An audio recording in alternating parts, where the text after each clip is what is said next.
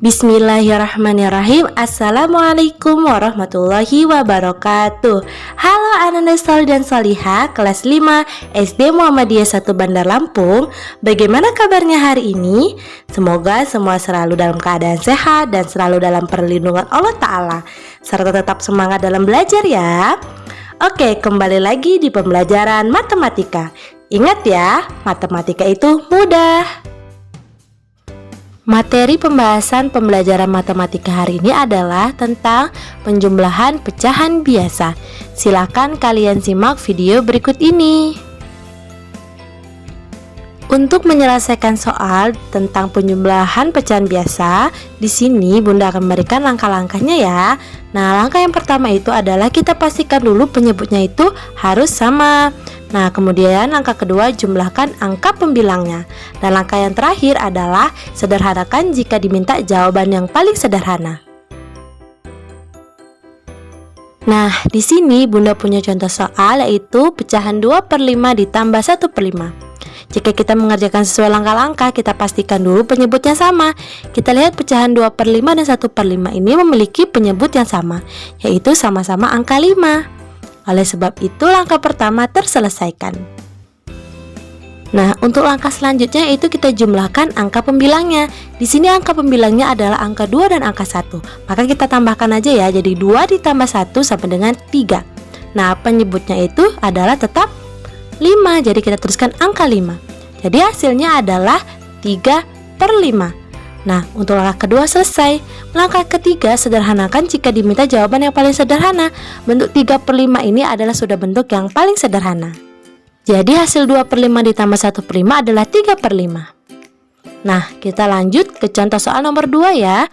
Di sini Bunda punya pecahan 2/4 ditambah 1/3.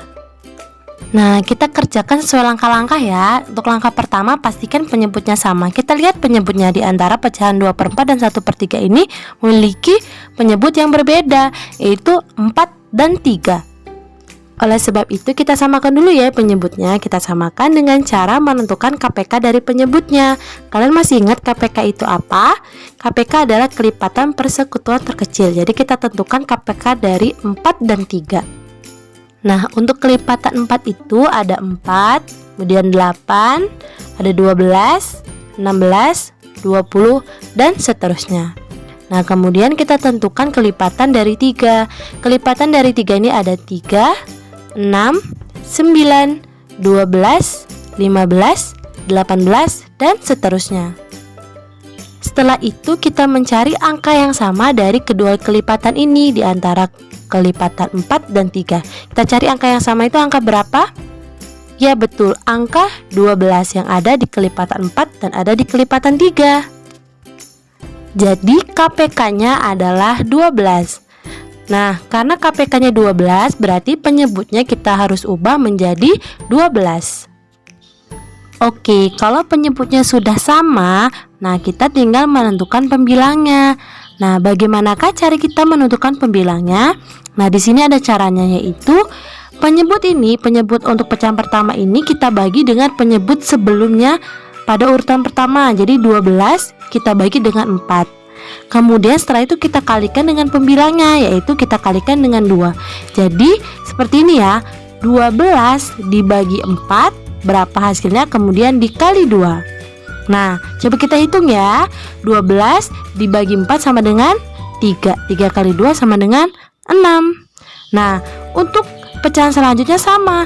12 kita bagi dengan 3. 12 dibagi 3 sama dengan 4. Kemudian kali 1 sama dengan 1. Jadi hasilnya 4. Nah, 6/12 ditambah 4/12. Jika sudah seperti ini, langkah pertama terselesaikan. Nah, untuk langkah kedua itu kita jumlahkan angka pembilangnya. Di sini angka pembilangnya 6 dan 4. Kita tambahkan 6 tambah 4 sama dengan 10. Penyebutnya sama, yaitu 12. Jadi hasil penjumlahan dari 2/4 ditambah 1/3 adalah 10/12. Langkah kedua terselesaikan. Sebenarnya jawaban 10/12 ini sudah benar, Tapi ketika kalian menemukan soal kemudian ada perintah bahwasannya harus menyederhanakan ke dalam bentuk yang paling sederhana, maka pecahan 10/12 ini harus kalian ubah ke dalam bentuk yang paling sederhana. Bagaimanakah caranya? Caranya sama seperti yang telah Bunda jelaskan sebelum-sebelumnya, yaitu dengan cara kita mencari angka yang sama-sama bisa dibagi dengan angka 10 dan angka 12. Angka yang sama-sama bisa dibagi 10 dan 12 adalah angka 2. Nah, 10 bagi 2 sama dengan 5, kemudian 12 dibagi 2 sama dengan 6. Jadi hasil akhirnya adalah 5/6. Oke, kita ke contoh yang selanjutnya. Di sini Bunda punya pecahan 4/5 ditambah 2/4. Nah, sesuai langkah-langkah kita pastikan dulu penyebutnya. Di sini penyebutnya berbeda. Oleh sebab itu kita samakan dulu penyebutnya dengan cara menentukan KPK dari masing-masing penyebut. Nah, di sini penyebutnya adalah angka 5 dan angka 4. Kita tentukan dulu KPK-nya ya. Nah, KPK dari angka 5 itu ada berapa aja? Ada 5, 10, 15, 20, 25, 30 dan seterusnya. Kemudian KPK dari angka 4 itu ada berapa aja? Ada 4, 8, 12, 16, 20, 24, 28 dan seterusnya.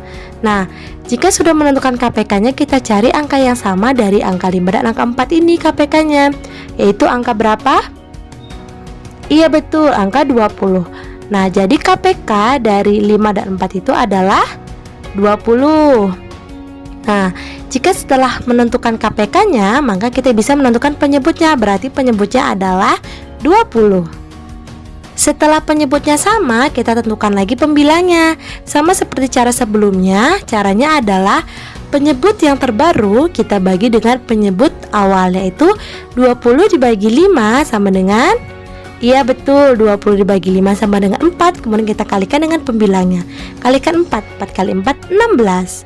Nah, untuk pecahan selanjutnya sama, yaitu 20 kita bagi dengan 4, kemudian kita kali 2. 20 bagi 4 sama dengan 5, 5 kali 2 sama dengan 10. Nah, selanjutnya kita jumlahkan nih angka pembilangnya. Nah, 16 ditambah 10 sama dengan 26. Penyebutnya tetap 20. Langkah kedua terselesaikan. Nah, jadi hasil penjumlahan pecahan 4/5 ditambah 2/4 adalah 26/20. Langkah kedua terselesaikan. Nah, angka 26/20 ini angka yang lumayan besar ya. Oleh sebab itu masih bisa kita sederhanakan. Hayo kita sederhanakan dengan kita bagi dengan angka berapa? Ada yang tahu? Iya betul, sama-sama kita bagi dengan angka 2. Jadi 26 dibagi 2 dan 20 dibagi 2. Kita tulis dulu ya, sama dengan 26 dibagi 2 13 dan 20 dibagi 2 adalah 10. Nah, jadi hasilnya adalah 13/10. 13/10 ini masih bisa kita sederhanakan lagi loh. Nah, 13/10 ini artinya adalah 13 dibagi 10. Caranya sama, kita bagi dengan pembagian bersusun. Tapi Bunda tidak jelaskan lagi. Di sini Bunda akan membaginya secara langsung. Kalian bisa menggunakan pembagian bersusun ya. Nah, 13 dibagi 10 itu hasilnya adalah berapa? Ya, 13 dibagi 10 itu hanya menghasilkan 1. Kemudian, nah, ada sisa tidak? Ada, yaitu angka 3. Kemudian, 3 itu kita letakkan di pembilang. Nah, penyebutnya tetap sama, yaitu 10. Jadi hasilnya adalah 1/3/10. Apakah Ananda Sholih dan Sholihah sudah paham? Kesimpulan pembelajaran pada hari ini adalah langkah-langkah dalam menjumlahkan pecahan biasa, yaitu yang pertama, pastikan penyebutnya sama. Jika menemukan pecahan yang memiliki penyebut yang berbeda, maka tentukan dahulu KPK dari penyebut tersebut. Kemudian yang kedua, jumlahkan angka pembilangnya. Dan yang terakhir, sederhanakan pecahan ke dalam bentuk yang paling sederhana. Alhamdulillahirrabbilalamin, kita telah menyelesaikan pembelajaran pada hari ini. Semoga Ananda Sholih dan Sholihah dapat memahaminya ya. Jika masih ada yang bingung, silakan tanyakan ke guru matematikanya. Tetap semangat belajar dari rumah. Wassalamualaikum warahmatullahi wabarakatuh.